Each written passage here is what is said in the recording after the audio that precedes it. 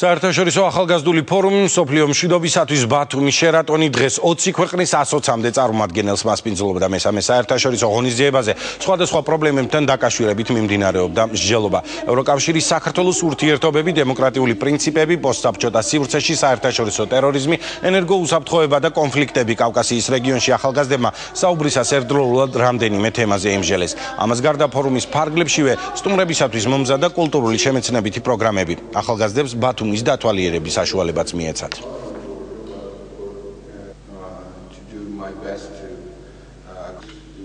ქართველი ახალგაზრდობა ერთ-ერთი მოწინავეა რეგიონში, საოცრად აქტიურები არიან. ჩვენი მხრივ სამინისტრო ვაზირებთ ახალგაზრდების შესაძლებლობას თავისუფლად ჰქონდეთ ურთიერთობები, დაამყარონ ურთიერთობები სხვადასხვა ქვეყნის ახალგაზრდებთან. ჩვენ მივესალმებით ჩვენი ქართველი ბავშვების და ახალგაზრდების, უკვე ბავშვები აღარ არიან, ურთიერთობას მსოფლიოს სხვადასხვა ქვეყნის თანატოლებთან და იმ საკითხებზე მსჯელობას, რომელიც აქტუალურია მთელი მსოფლიოსთვის და მათ შორის ისეთი საკითხების, როგორიც არის კონფლიქტის დარეგულირება, დემოკრატიული განვითარება. ეს არის ძალიან საინტერესო პროცესი, რადგანაც ახალგაზრდები განიხილავენ ქართულ და ევროპულ საკითხებს და ისინი გამოიმუშავებენ ძალიან ბევრ მნიშვნელოვან, ვთქვათ, უნარს, დებატის კულტურას და ასე შემდეგ.